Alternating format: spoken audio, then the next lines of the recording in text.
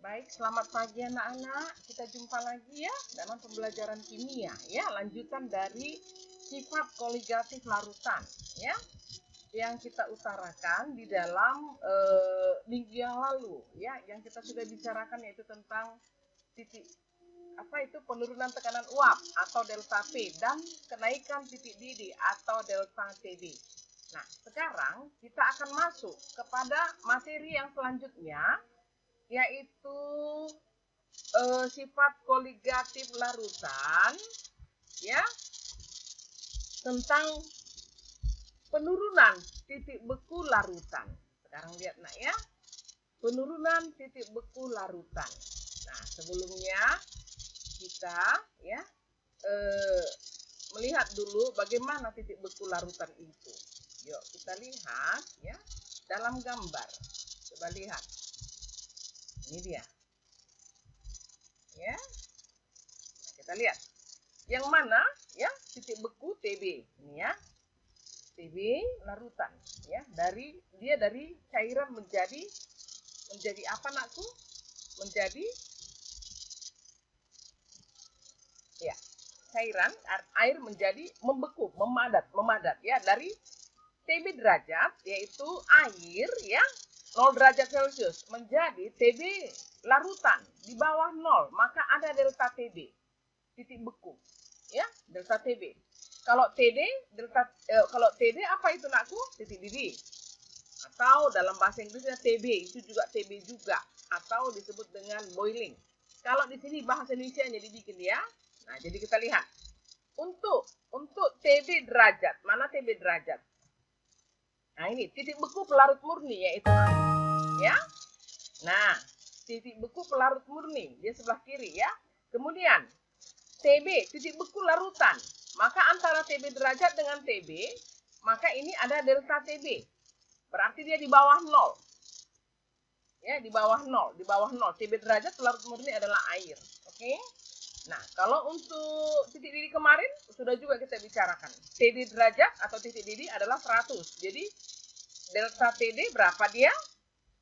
Di atas 100. Jadi TD larutan. Nah, ini jelas ya. Ini sudah tahu. Jadi kita bicarakan adalah mengenai titik beku larutan. Titik didih sudah, tekanan uap udah. Oke, penurunan tekanan uap sudah. Ya. Nah, jadi titik beku larutan dengan tekanan osmosis. Jadi 2 lagi. Oke, udah paham ya nak? Jadi di sini ada gambar ya, TB derajat itu adalah titik beku pelarut murni. TB saja adalah titik beku larutan. Jadi selisihnya adalah delta TB. Berarti di bawah 0. 0 dikurang gitu ya. Ya, baik. Kita lanjutkan ya dengan spesial yaitu tentang titik beku larutan. Kita lihat nak ya. Penurunan tekanan uap sudah kemarin. Ya. Titik beku sekarang. Kita lihat titik beku larutan. Penurunan titik beku larutan. Lihat. Oke. Titik beku adalah suhu pada nilai tekanan tertentu saat terjadi perubahan wujud zat dari cair menjadi padat. Nah, ini dia. Ya, gambarnya. Ini larutan, ini pelarut murni, air, ya. Jadi, delta TB-nya adalah TB derajat pelarut murni dikurang TB larutan, ya, delta TB. Jadi, bagaimana ini diagramnya? Bagaimana rumusnya? Penurunan titik beku atau diberi notasi delta TB. Delta TB sama dengan KB kali M. M adalah molalitas, KB adalah konstanta dari titik beku larutan. Sudah ada itu ketentuannya. Jadi, untuk TB larutan sama dengan KB itu sudah ada ininya, ketentuannya sama dengan KB kali gram per mr kali 1000 per P. 1000 per P. P adalah pelarut murni. Bukan pelarut murni, tapi pelarut. Oke, inilah cara mencarinya. Delta TB sama dengan KB kali M. TB sama dengan KB kali ya gram per mr kali 1000 per P. Oke. Nah, ini kau catat nanti. Kemudian kita lihat. Untuk kenaikan titik didih, sudah itu kemarin. Tapi nggak apa-apa, kita ulang. Titik didih adalah pada saat tekanan uap jenuh suatu cairan sama dengan tekanan atmosfer di sekitarnya. Nah, ini dia. Singkat saja saya edukasi ya. Nah, delta TD. Oke, bagaimana mencari delta TD kemarin? Adalah KD, ya, kali M, molalitas, deltanya. Baru delta TD sama dengan KD kali gram per mr kali 1000 per P. Oke? Nah, udah. Nah, jadi dari rumusan penurunan titik beku larutan dan kenaikan titik didih dapat ditentukan M sama dengan, molalitas sama dengan delta TB di atas deltanya ya, per KB, itu kan punya KB dia, tetapan titik beku, kali delta TB per KD. Kalau disuruh mencari molalitas larutan dari gabungan antara titik didih dengan penurunan titik beku dengan kenaikan titik didih. Ini penurunan, arti delta adalah penurunan. Kalau titik didih artinya kenaikan, ya. Oke. Kemudian kita lihat rumus untuk mencari MR-nya. MR sama dengan ya KB kali gram per delta TB kali 1000 per P. Di sini TB adalah titik beku larutan. Udah langsung rumusnya. Oke. Nah, MR sama dengan KD untuk titik didih larutan. KD kali gram per delta TB kali 1000 per P. Kali 1000 per P. Oke. Nah, kalau digabungkannya itulah dia. Maka mencari gram. Ya, mencari gram. Nah, udah ada rumusnya. Jumlah zat terlarut adalah gram sama dengan MR kali delta TB per KB. Ini titik beku larutan ya. Selisih titik beku kali per KB kali P per 1000. Nah, kau catatlah itu ya. Oke. Kemudian untuk titik didih ya, gram sama dengan MR kali delta TB per KB kali P per 1000. Oke. Nah, sekarang kita lihat lagi ya. Contoh soal. Tentukan titik beku dan titik didih dari 0,54 molal glukosa dalam air. Di mana KB air ya, KB air adalah ketetapan dari titik beku air 1,86. Ya, kalau KD air 0,52. KD adalah tetapan dari titik didih. Nah, kita jawab ya, dari 0,54 molal glukosa. Nah, titik beku kita cari. TB larutan sama dengan T pelarut murni dikurang delta TB. Berapa pelarut murni nanti? Kita lihat rumusnya. Ya, oke. Yang ditanya adalah tentukan titik beku dan titik didih katanya. Titik beku. Oke? Dalam air ya, dari glukosa. Jadi titik beku larutan adalah sama dengan titik beku pelarut murni yaitu 0 dikurang delta TB. Maka kita cari dulu delta TB-nya. Delta TB sama dengan KB kali M. M-nya adalah 0,54. Berarti 1,86 kali 0,54. KB-nya udah ada ketentuan. Sama dengan 1 derajat. Nah, TB ya, titik bekunya sama dengan 0 dikurang 1 derajat sama dengan negatif 1. Namanya ini adalah TB larutan. Udah dapat. Untuk titik didih. TD sama dengan T derajat dikurang delta TD. Nah, untuk mencari ini bagaimana? Kita cari dulu delta TD-nya, titik didihnya. Delta TD-nya sama dengan KD kali M. Molalitasnya ya, molalitas dari zat tersebut. 0,52 ya, kali 0,54 sama dengan 0,28. Oke, nah bagaimana TD-nya? Pasti titik didih larutan adalah di atas 100. Berarti 100 ditambah 0,28 sama dengan 100,28 derajat Celcius. Inilah gabungannya ya. Oke. Sekarang kita masuk yang kedua. Contoh soal. Berapa gram glukosa harus dilarutkan dalam 100 gram air? MR sama dengan 180 agar larutannya membeku pada min 1,5 derajat Celcius. Jadi berapa gram gula yang dilarutkan dalam air, di mana MR dari gula adalah 180. MR air adalah berapa? 18. Supaya nanti bisa membeku di bawah min 1,5. Di mana tetapan titik beku adalah 1,86. Maka kita cari delta TB, lalu kita cari delta TB sama dengan TB pelarut murni 0 derajat dikurang TB dari larutan. TB larutan berapa tadi nak? larutannya itu min 1,5. Maka 0 dikurang kurang 1,5 dapat 1,5. Sudah? Nah, kita masukkan rumus. Gram sama dengan MR kali delta titik beku tadi udah dapat per KB kali P per 1000. Nah, berapa dia? Kita lihat. 180 ya gram per mol kali berapa dia delta TB-nya tadi? 1,5 per 1,86 untuk KB-nya kali berapa pelarutnya, jumlahnya berapa gram air? 100 per 1000. Ini rumusnya ya. Oke, dapatnya berapa? 14,5 gram. Bisa? Nah, nanti kau catat. Lalu, kita masuk kepada tekanan osmotik larutan.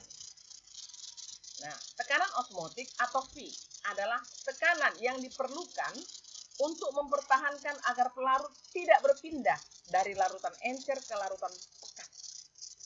Agar pelarut ya tidak berpindah dari encer ke pekat. Pelarut tahu ya? Air tidak pindah dari larutan encer ke larutan pekat. Itulah namanya tekanan osmotik. Dengan rumus V sama dengan MRT. Oke, contoh soal. Sebanyak 7,2 gram glukosa, MR-nya 180, dilarutkan dalam air sampai volumenya, ya. Kita ambil gula, larutkan dalam air sampai volumenya 400 ml. Tentukan tekanan osmotik larutan, ya, pada temperatur 27 derajat Celcius. Nah, kita masukkan rumus.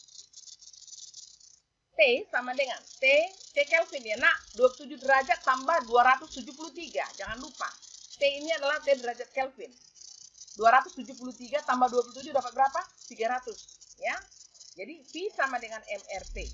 V sama dengan, masukkan molaritas, namanya larutan ya, M gram per MR kali 1000 per V kali R ya, R nya 0,082 kali 300 nanti. Maka masukkan rumusnya. Berapa gram dia? 7,2.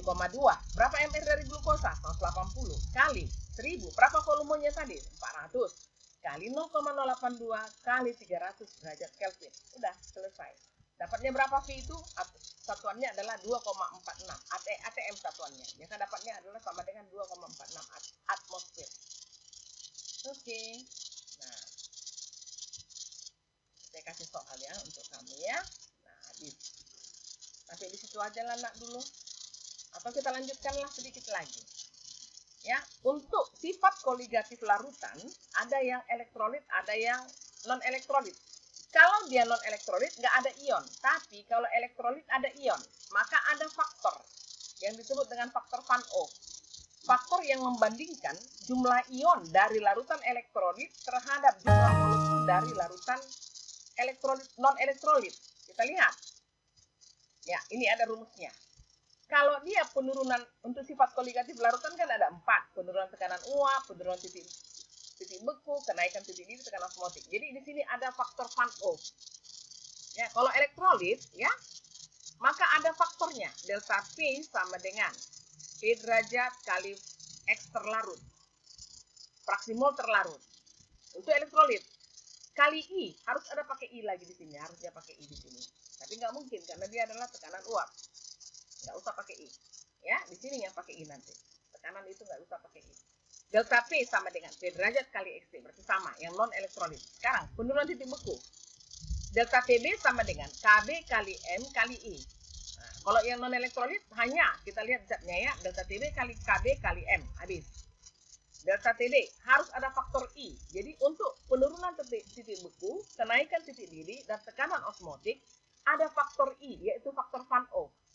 Tapi kalau yang elektrolit, kalau yang non elektrolit tidak ada. Oke, kita lihat. Di mana ya letak dari keterangan dari I? I adalah faktor Van O, nilainya sama dengan 1 ditambah N kurang 1 kali alfa. Berarti elektrolit ada nilai alfa atau derajat ionisasi. Maka N-nya adalah jumlah koefisien kation dan anion. Alfanya derajat ionisasi elektrolit. Ya, jadi I sama dengan, faktor Van O itu adalah I sama dengan 1 ditambah N kurang 1 kali alfa. Oke. N adalah jumlah koefisien kation dan anion. Kita lihat nanti adalah jumlah koefisien ya nak. Baru alfa adalah derajat ionisasi. Kita lihat contoh soal. Tentukan kenaikan titik didih larutan delta TD ya dari 17,4 gram K2SO4, MR-nya 174 dan mengurai sempurna dalam 250 gram air dengan kenaikan ya KB-nya ini DKD. Kenaikan titik didih molal itu ada ketentuannya 0,52. Kita jawab. Delta TD sama dengan KD kali M kali I. Iyalah, karena K2SO4 ya. Sekarang kita lihat K2SO4. Diuraikan dulu dia nak. 2K positif tambah SO4 2 negatif. Berapa harga I? I sama dengan berapa dia? 1 ditambah N kurang 1 kali alfa. Jadi I-nya adalah 2 tambah 1 ada 3. N-nya 3, 2 tambah 1 3. Jadi angka 3-nya itu adalah ya I sama dengan ya 1 ditambah N kurang 1 kali alfa. Karena ini adalah elektrolit kuat ya, maka dia ya alfanya sama dengan 1. Oke, alfanya sama dengan 1. Jadi I sama dengan kembali dulu kita lihat bagaimana mencari I tadi. Kita lihat dulu sebelum kita ini. Kembali dulu ke I tadi. Nah, I sama dengan 1 ditambah N kurang 1. N-nya 3. 3 kurang 1 berapa? 2. N-nya 3 ya. 1 ditambah 2 kurang 1 kali alfa. Dapat berapa? 1 ditambah N kurang 1. 3 kurang 1? 2. Jadi 1 tambah 2? 3. Oke, kita lihat. Ya, jadi I-nya adalah 3. 2 tambah 1 sama dengan 3. Alfanya 1. Karena ya, elektrolit kuat.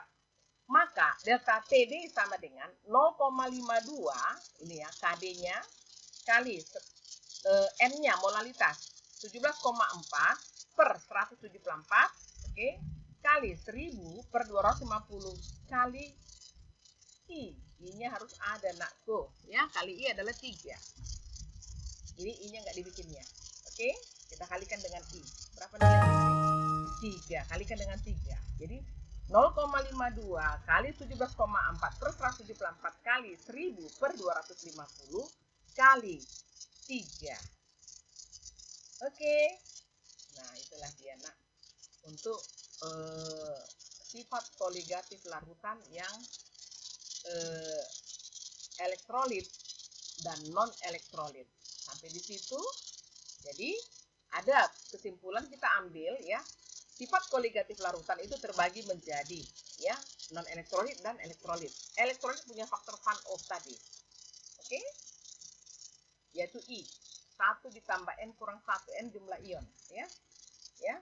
Maka masukkan ya nilai I untuk setiap rumus dari penurunan tekanan uap, penurunan titik beku, kenaikan titik didih, tekanan osmosis. Tapi ternyata tadi sudah dikasih rumusnya. Kalikan dengan I kalau dia elektrolit. Oke? Pas? Oke, sampai di situ nak. Selesailah. Cara memulai adalah dengan berhenti berbicara dan mulai melakukan. Salam dari Ibu. Semoga nanti bisa kau kerjakan dengan baik ya. Dadah.